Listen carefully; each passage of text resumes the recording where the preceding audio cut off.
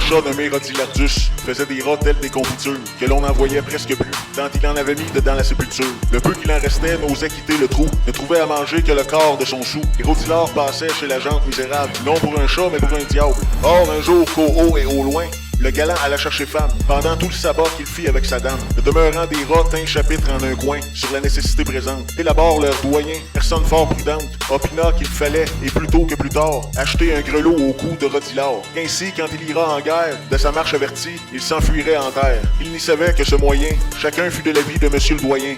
Chose ne leur parut à tous plus salutaire. La difficulté fut d'attacher le grelot. L'un dit, je n'y vais point, je ne suis pas si sot. L'autre, je ne saurais si bien que sans rien faire. On se quitta. J'ai maintes chapitres vus, qui pour néant se sont ainsi tenus. Chapitre non de rat, mais chapitre de moine. Bon chapitre de chanoine. Ne faut-il que délibérer, la cour en conseiller foisonne. Est-il besoin d'exécuter? L'on ne rencontre plus personne. Quand j'aurai en naissant reçu la calliope, les dons que ses amants cette muse a promis, je les consacrerai au mensonge d'Ésope. Le mensonge et les vers de tout temps sont amis. Mais je ne me crois pas si chéri du Parnasse que de savoir orner toutes ces fictions. On peut donner du lustre à leurs inventions. On le peut, je l'essaie, un plus savant le fasse. Cependant qu'ici un langage nouveau, j'ai fait parler le loup et répondre l'agneau. J'ai passé plus avant, les arbres et les plantes sont devenus chez moi créatures parlantes. Ils me prendraient ceci pour un enchantement. Vraiment me diront nos critiques. Vous parlez magnifiquement de 5 ou 6 contes d'enfants. Penseurs, en voulez-vous qu'ils soient plus authentiques et d'un style plus haut? En voici, les Troyens, après 10 ans de guerre autour de leur muraille, avaient laissé les Grecs qui, par 1000 moyens, par 1000 assauts, par 100 batailles, n'avaient pu mettre à bout cette fière cité. Quand un cheval de bois, par Minerve inventé, d'un rare et nouvel artifice, dans ses énormes flancs, reçut le sage Ulysse, le vaillant Diomède, Ajax l'impétueux, que ce colosse monstrueux, avec leurs escadrons, devait porter dans Troie, livrant à leur fureur ses dieux même en proie, stratagème inouï par des fabricateurs, ayant la constance et la peine.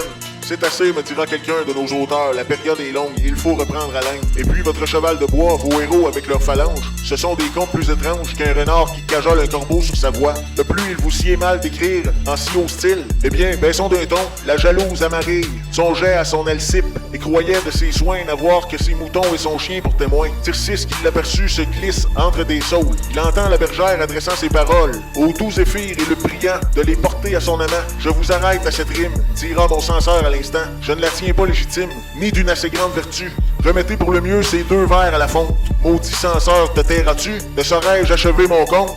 C'est un dessein très dangereux que d'entreprendre de te plaire. Les délicats sont malheureux, rien ne saurait les satisfaire. Tout l'univers obéit à l'amour, belle psyché, soumettez-lui votre âme. Les autres dieux à ce dieu font la cour, et leur pouvoir est moins doux que la flamme.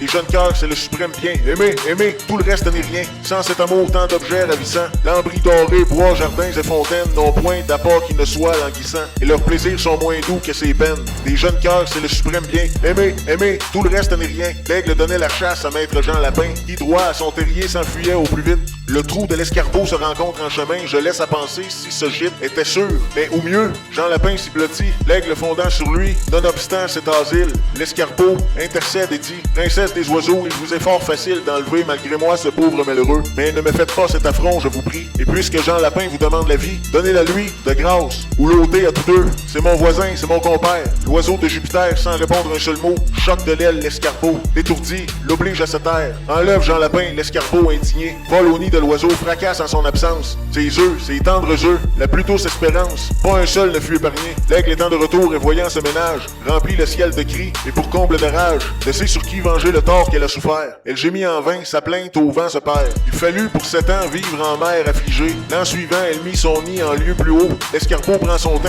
fait faire aux œufs le saut. La mort de Jean Lapin de Rechef est vengée. Ce second deuil fut tel que l'écho de ses bois n'endormit de plus de 6 mois.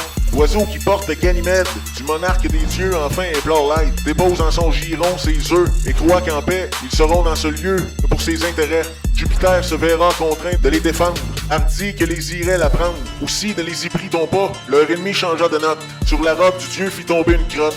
Le dieu, la secouant, jeta les œufs à bas. Quand l'aigle sut l'inadvertance, elle menaça Jupiter d'abandonner sa cour, d'aller vivre au désert, de quitter toute dépendance, avec maintes autres extravagances. Le pauvre Jupiter se tut. Devant son tribunal, l'escarpeau comparut, fit sa plainte et compta l'affaire. On fit entendre à l'aigle enfin qu'elle avait tort, mais les 2 ennemis ne voulant point d'accord, le monarque des dieux s'avisa pour bien faire, de transporter le temps où l'aigle fit l'amour, et une autre saison, quand la race escarbotte est en quartier d'hiver, et comme la marmotte se cache et ne voit point le jour, ne voit point le jour, ne voit point le jour, ne voit point le jour, ne voit point le jour, ne voit point le jour, ne voit point le jour, ne voit point le jour.